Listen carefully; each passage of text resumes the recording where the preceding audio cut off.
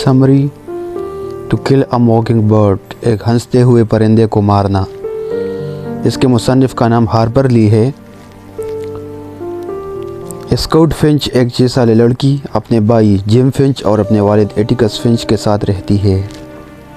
ये वाक़या अलाबामा के कस्बे मायकॉम में रहनुमा होता है, जो एक तंज़ीली और सदमे के दौर से गुज़र रहा होता है। लेकिन एटिकस फिंच एक मायानाज़ वकील है और फिंच ख़ानदान बाकी माशरे के मुकाबले में नुमाया तौर पर बेहतर ज़िंदगी गुजारता है। ये एक मौसम गर्मा की छुट्टियों में स्काउट और जिम के लड़के से दोस्ती हो जाती है, जिसका नाम डिल होता है, और वो उनके यहाँ गर्मियों की छुट्टियाँ गुजारने अपनी खाला के घर आता है और ये तीनों एक दूसरे को कहानियाँ सुनाते रहते हैं। आखिरकार इस गली में एक डरावने घर का गर्विदा हो जाता है, जिसका नाम रेडले पैलेस होता है।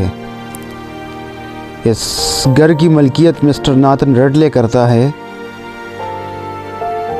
जिसका नाम रेडले पैलेस होता है, और इसका भाई आर्थर, जिसको उर्फी नाम बू से पुकारा जाता है, जो कई सालों से घर के अंदर कैद है और कभी बाहर आने का ज़हमत नहीं करता।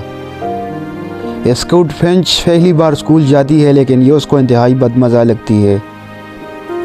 रेडले पैलेस के एक दरख्त के तने में कुछ गिफ्ट्स है जो जिम और स्काउट पा लेते हैं।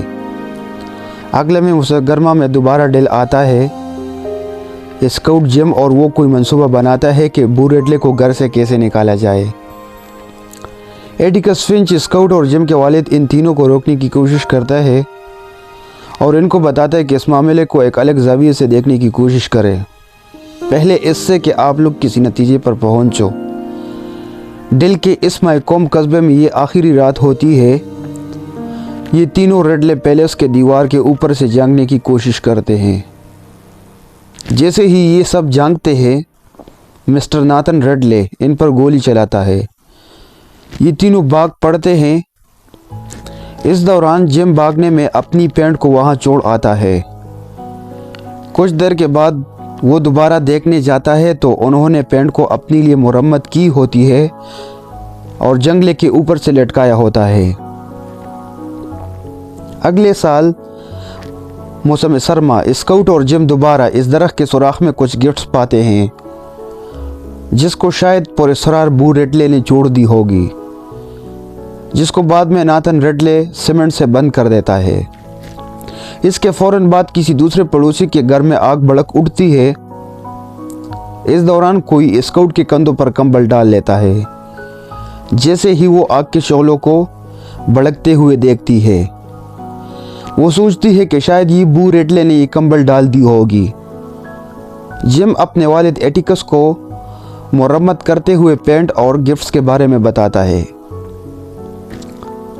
मायकॉम के सफ़ेद फार्म ग्रोह के नस्ली इम्तियाज़ के झगड़े के तनाजुर में एटिकस एक सियाह फार्म राम टिबिन्सन नामी शख्स को बचाने की कोशिश करता है,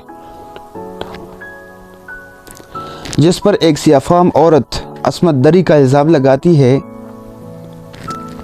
एक क्रिसमस पर कैलिफोर्निया एक सियाह फार्म कुक जिम और स्काउट को अपने ग्रोह के यहाँ अपने साथ ले जाती है, जहाँ पर उनका वालहाना इस्तकबाल किया जाता है। अगले मौसम गर्मा एटिकस की बहन एलेक्जेंड्रा इनके यहाँ अपनी छुट्टियाँ गुजारने आती है। डिल अपने नए वालिद के साथ रहने से भागकर मायकॉम का रुख करता है। टॉम रॉबिन्सन की ट्रायल शुरू हो जाता है। कुछ लोग जेल के बाहर जमा होते हैं और टॉम को मारने की कोशिश करते हैं, लेकिन एटिकस पूरी रात ट्रायल शुरू होने तक वहाँ रहता है और हुजूम को मुंतशिर करने की कोशिश करता है। जिम और स्काउट भी बाहर निकलकर हुजूम में शामिल हो जाते हैं। स्काउट एक शख्स को पहचान लेती है और शाइस्तगी के साथ उससे उसके बेटे के मुतल्लिक सवालात पूछती है, जिससे वो शर्मिंदा हो जाता है और वो हुजूम को मुंतशिर कर देता है। ट्रायल के दौरान ये दोनों बच्चे सियाफाम शहरियों की बालकनी में दूसरे सियाफाम लोगों के साथ बैठते हैं। अदालत के अंदर एटिकस ये शवाहिद मुहैया करता है کہ مائلا ایول اور اس کا والد باب ایول دونوں جھوٹ بول رہے ہیں۔ اصل میں مائلا کو اس کے والد نے ٹام کے ساتھ کڑا دیکھ لیا تھا، جس کے بعد باب ایول ٹام پر ریپ کا الزام لگاتا ہے کہ اپنی بیٹی کی شرمندگی اور غلطی کو چھپا سکے۔ ایٹیکس یہ شواہد دیتا ہے کہ مائلا کے چہرے پر یہ زخم اس کے والد باب ایول کے ہیں۔ جب اس نے اپنی بیٹی کو ٹام کے ساتھ دیکھ لیا تھا تو اسے کہنے لگا کہ تو ایک طوائف ہے اور اس کو مارنا شروع کر دیتا ہے۔ اتنی واضح ثبوت کے ساتھ کہ ٹام معصوم ہے، ایک سفید فام جج نے اس کو جیل میں جانے کی سزا سنائی۔ بعد میں ٹام جیل سے بھاگنے کی کوشش کرتا ہے، جس پر اس کو گولی مار دی جاتی ہے اور وہ مر جاتا ہے۔ اس واقعے کے بعد جم ایٹیکس کا عقیدہ اور یقین انصاف کے متعلق مکمل طور پر متزلزل ہو جاتے ہیں اور شک میں ہو جاتا ہے۔